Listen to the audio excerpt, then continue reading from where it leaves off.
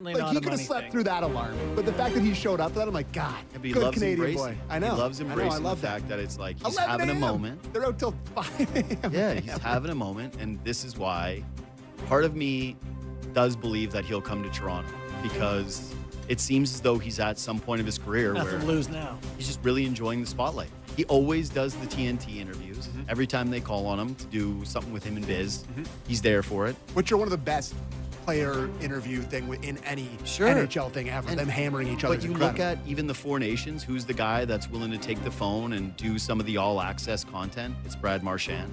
Who's the guy that's soaking up the moment in Florida and showing up at Dairy Queen 11 a.m. despite being at 11 till God knows when? Just Do you think he legend slept? move.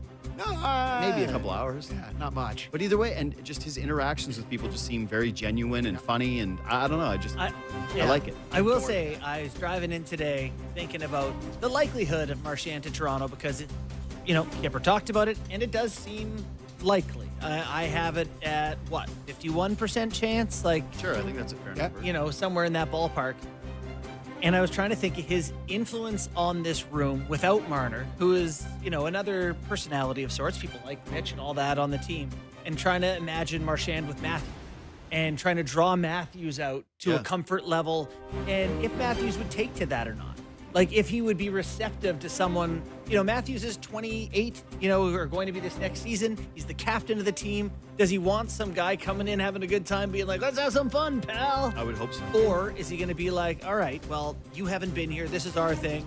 I don't know. I don't know the end. But our thing stinks. Our thing does and stink, and it has flamed out when Brad Marchand is at his best. So course. you'd have to he'd have to trust He in the might process. have the cachet to do it. So That's fair. Where I'm at with that element of it is they've had Tavares, and Matthews is not like as stiff as Tavares is. Obviously. Like, it's kind of hard to match that. Pretty close though, media-wise. But he's more like snarky, Yeah. right? He seems perturbed. And whatever, I know that the day-to-day of a media can be probably a bit of a grind. You're like any human being, right? There's some days where someone will ask me a question that's totally innocuous. If I didn't sleep well the night before, I'm having a bad day, and then I kind of bite their head off of it, and then 10 minutes later, you're like, I wish I kind of had that one back, So I don't view Matthews as like a problem with the media, but he's not Mr. Media. No. And at times, it feels really tense with that. Nylander obviously doesn't like talking to the cameras. He seems like a loose guy that doesn't get bothered by... Shit, Nylander doesn't seem like it. Oh, it doesn't Does not bother seem him. like No, he's doesn't not bothered, but also not like Mr. Forward-facing who wants to jump in front of a microphone and like look at those exit interviews where he's talking about how he mentioned the whole thing of, well, we took them to 7 games, and I went, oh God, he doesn't really have it either. No. They have never had a guy like Marchand who would be this much of a bona fide dude in the league, a genuine Hall of Famer, a guy who's been a captain of a team, a guy who's played for Team Canada, who would get to come in that room but then embrace the side that a lot of these guys seem to think is like a real detractor to the job, which is the forward-facing element of it.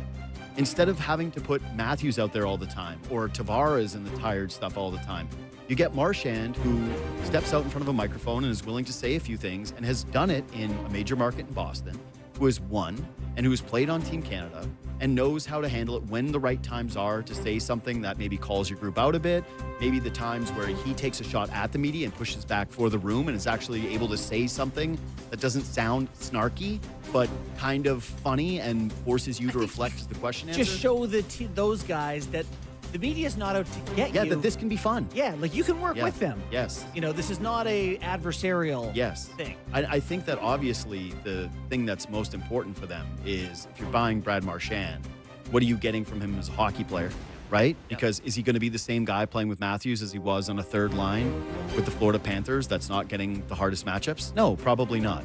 In fact, when I saw him at Four Nations, one of my biggest takeaways was, he's not there the next year for Olympics. He seems to be one of the odd men out in terms of guy who can hang here. That was, those games, those USA-Canada games were like maybe the 2 fastest hockey games. Like Sure. you're never going to have Those teams that. didn't have third or fourth lines No, to play against. there's no easy matchups in any of those games. But I would say that he looked slow in that tournament. You're 100%. fooling yourself. Context is he can't play first liners. You're fooling yourself if you're thinking that Brad Marchand is going to come to Toronto and have the same on-ice impact as he did with the Florida Panthers. And especially once you try to start to age that over a potentially 4-year deal, which seems to be the way that you're going to get him here. Yeah. But to me, it's like there's always this conversation of, are you overpaying for intangibles, right? Like we did this with Zach Hyman, where you're going, ooh, these contracts, they tend to age bad when it's the guy that doesn't. But contextually with this team, to me, Marchand makes sense as an overpay. Like you're really drastically, you've come out as an organization and said that you need to change the DNA of this group.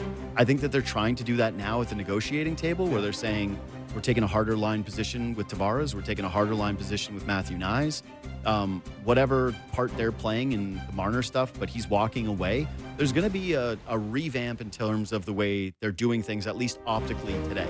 But if you want to tell me about a guy who could come in here and actually change Easton Cowan's career and change Matthew Nyes' career and change the outlook of what the next couple of seasons look like in terms of younger players coming through the organization, their approach with the media, their approach with the game, the joy in which they play with, the looseness that a guy like Marchand brings. I think contextually, if you told me, hey, Brad Marchand 4-year deal at $8 million for, let's say, the Carolina Hurricanes, I would go, I don't think that makes sense. No. But for the Maple Leafs in this exact spot that they're in, I kind of feel as though it's a bit of a perfect marriage, and that's why I'd be willing to overpay it. I've made this comparison before, but I view it very much like the Blue Jays when they signed Russell Martin, that you're buying this 4-year deal for the first 2 years of it. That anything you get after the next 2 years, it's like he's basically becoming a player manager, and you just have to be able to eat that and hope that as the cap rises and then hopefully your negotiations get better, that you can still find ways to win. Yeah, and that you're able to flex your financial might for the first time in a really long time, with other teams not necessarily being able to, spend to the cap when it starts going up and up. But the window thing makes a ton of sense too. To add on to your point, I mean, you have the next, is it 3 years left with Matthews? Was that the first year of his contract where he was the highest paid guy this last year? Yeah. So you have 3 more years here of Matthews under contract. Like, if you're matching up these next 3 years or 4 years, however many it is, with Brad Marchand, it's like, these are the only 3 years that really matter. Like, look at how old Tanev is. Look at like some of the older guys in their team. It's like, he's not that much older than these guys. He's a perfect match for all those things that you've talked about. And unlike the other veterans that they've brought in here, it's actually one. It's like, it's not Marleau. It's not Thornton. It's not It's going Simmons. the complete opposite It's direction. not Spezza. It's not all these guys that are like, Spezza, we like to say we men in black Giordano. sticked it because of Giordano. All these guys they've brought in never won anything. And bringing in Marchand with that cachet and all that stuff just makes a ton of sense. So I'm really, really hoping to hoping that it happens. I really am. Yeah, and you kind of hope that the tail end of it works out like Tavares' end of it, where we all said the back end of that was going to be bad, and then I was like, okay, Fine. they still squeeze 38, some juice out of yeah. that. So, Oh. on that topic, we find there's a report, I think Pierre LeBrun this weekend wrote essentially that